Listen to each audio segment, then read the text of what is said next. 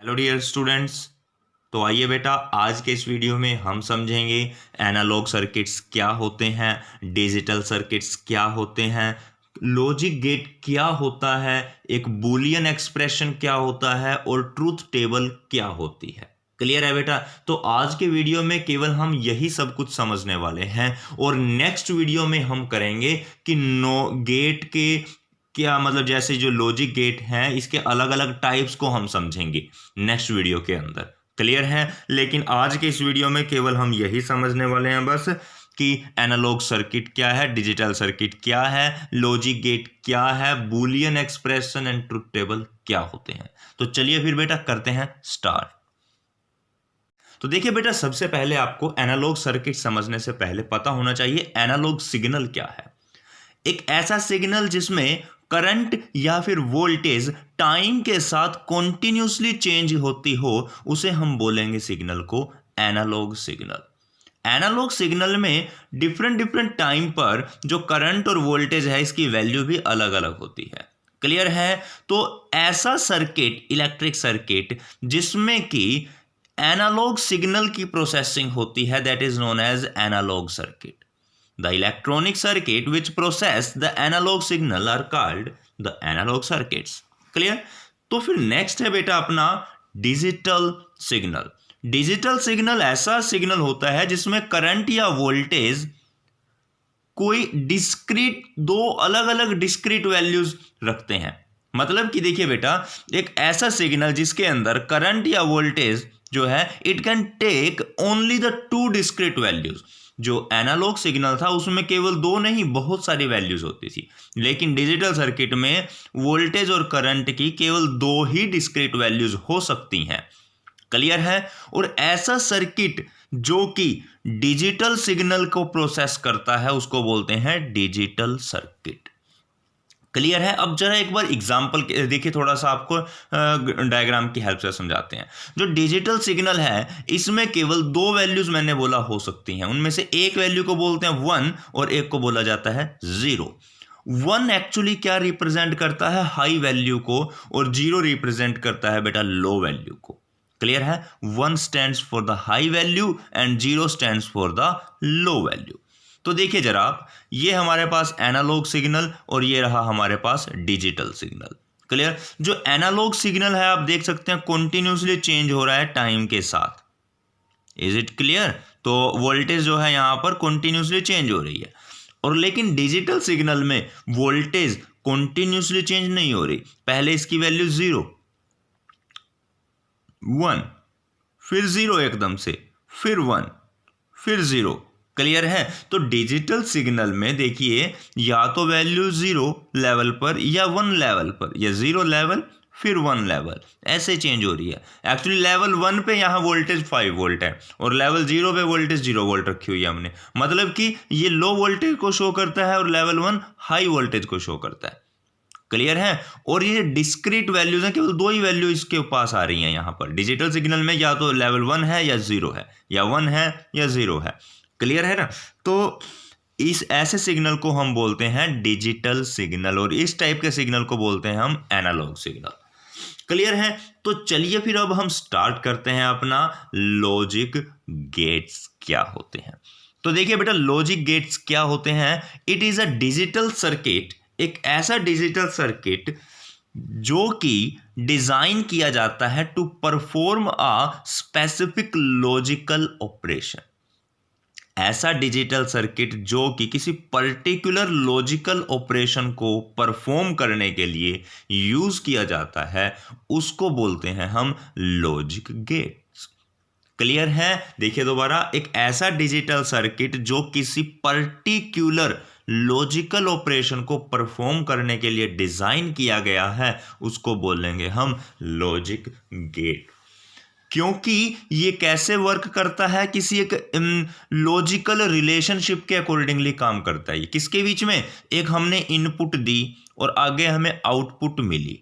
जो input voltage और output voltage है उनके बीच में कुछ लॉजिकल रिलेशन होता है, उसी के अकॉर्डिंगली ये गेट काम करता है, इसीलिए इसका नाम है लॉजिक गेट।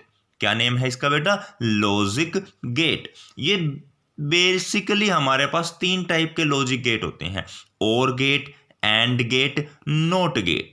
और भी हैं लेकिन जो बेसिक है वो यही है, और एंड नॉट। क्लियर? तो बेटा नेक्स्ट आपको पता होना चाहिए कि ट्रूथ टेबल क्या होती है। देखिए अब ट्रूथ टेबल क्या है, एक्चुअली जो हमने लॉजिक गेट के बारे में अभी बताया आपको, लॉजिक गेट में जो एक इनपुट भी होती है और कुछ आउटपुट भी होती है, इनपुट और आउटपुट। तो जितनी भी पॉसिबल, ट्रूथ टेबल एक ऐसी टेबल है जिसके अंदर सभी, एक लॉजिक गेट की सभी पॉसिबल इनपुट और उनके कोरस्पोंडिंग हमें क्या आउटपुट मिलने वाली है, ये सब कुछ उस ट्रूथ टेबल में शो किया जाता है। क्लियर है? ट्रूथ टेबल एक ऐसी टेबल है जिसमें किसी लॉजिक गेट की सभी पॉसिबल इनपुट और उन इनपुट के कोरेस्पोंडिंग हमें जो भी आउटपुट मिली है वो सब कुछ शो किया गया हो, तो उस टेबल को बोलते हैं बेटा ट्रूथ टेबल।